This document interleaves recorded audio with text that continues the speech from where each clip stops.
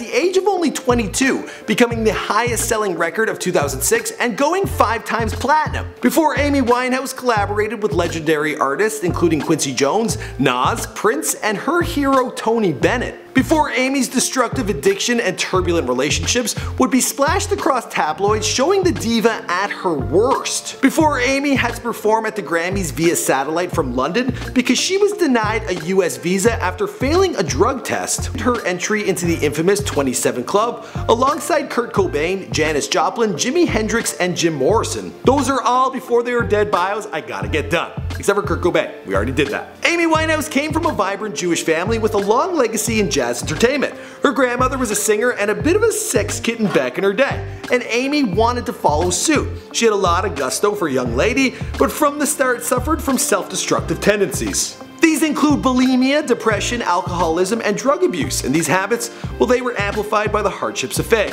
and that turbulent love life. But the same thing that destroyed her also inspired some of her greatest music. Although I think it's safe to say it would have been best if someone did in fact get her into rehab.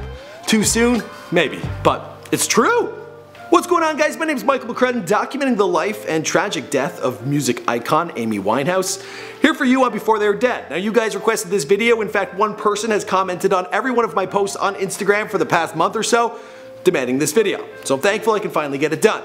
We've also done other fallen stars like Marilyn Monroe as well as Prince recently. Be sure to let us know in the comments down below who you want us to document next.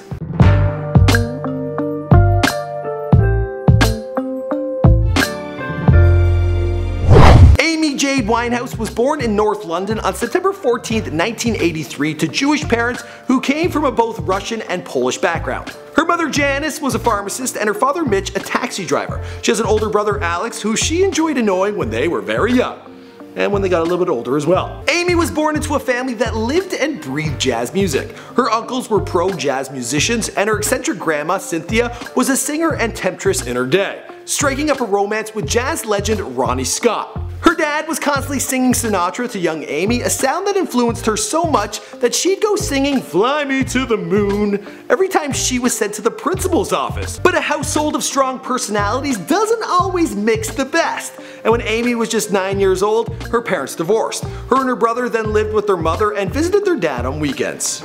But being from a family of confident entertainers made her a natural performer. When she was 10, Amy and her best friend formed a rap group called Sweet and Sour, a play off the duo Salt and Pepper, but more Jewish. And, well, more white.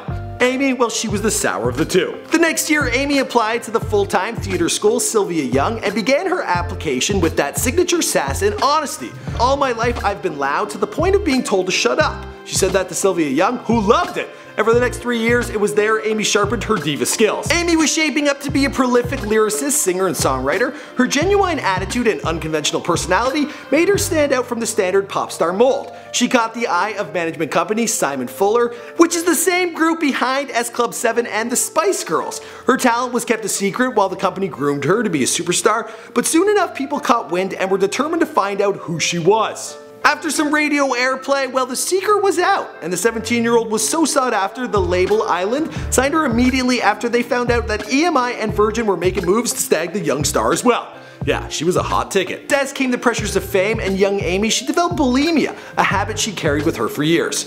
She was young, but she was also very mature and was already getting involved in some serious relationships. She drew upon them for inspiration when writing her songs. Frank went double platinum and received high praise from critics and fans alike. She was nominated at the Brit Awards for Female Solo Artist and Urban Act, and overnight she went from being able to do and say whatever she wanted to now having to deal with the constant pressure of being in the limelight. While on tour, Amy was obsessive about keeping memorabilia from each and every concert and festival she performed. Though she wasn't religious, she certainly felt culturally Jewish, and at one point made chicken soup for her bodyguards. What a sweetheart! She definitely had a sensitive side to her, but soon Winehouse developed a reputation as a wild party girl. Around this time she met Blake Fielder Civil, a young bad boy who worked in video production, and the two, they fell in love hard and fast.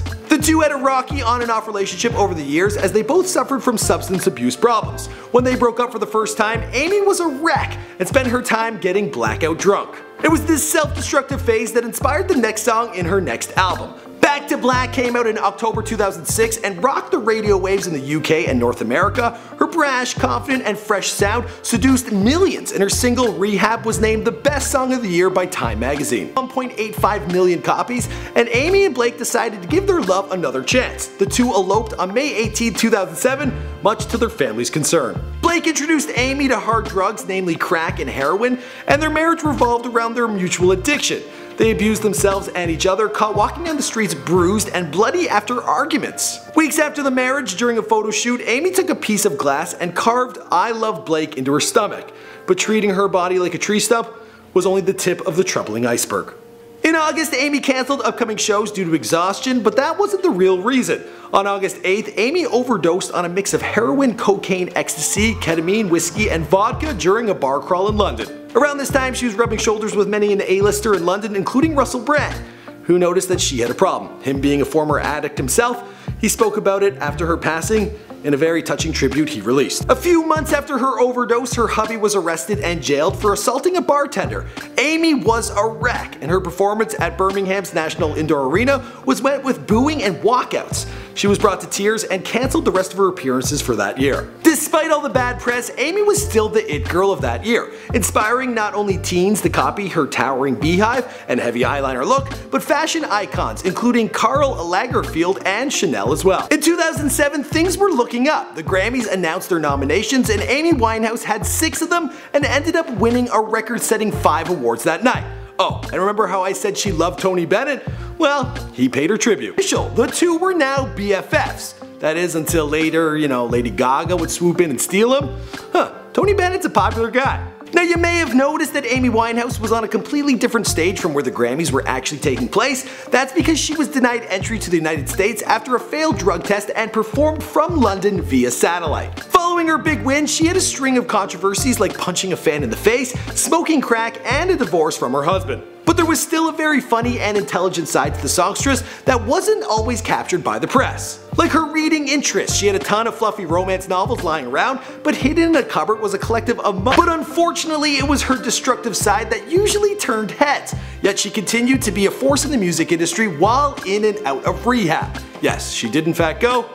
She just didn't get the help she needed. In 2011, she had the opportunity to work with Tony Bennett on the track Body and Soul in his album Duets 2, a track that would go on to win them a Grammy for Best Pop Duo. Sadly, it was an award she would never be able to receive. Amy Winehouse died on July 23, 2011 at the age of 27 from accidental alcohol poisoning in her home in Camden, London. The grieving and outpouring of support for the legend was incredible and showed just how many people her music truly touched. Since joining the 27 Club, the world has been fascinated with learning more about what the real Amy Winehouse was like. With numerous documentaries, exhibits, and tributes, yeah, she certainly made an impact in her brief time with us. As for the rest of the story, well, it lives on in her legacy and in her music, because this is before they were dead. Feel free to leave a comment and condolences for her family in the comment section down below. Be sure to let me know who you guys want to hear about next. My name is Michael McCrudden. See you guys in another video.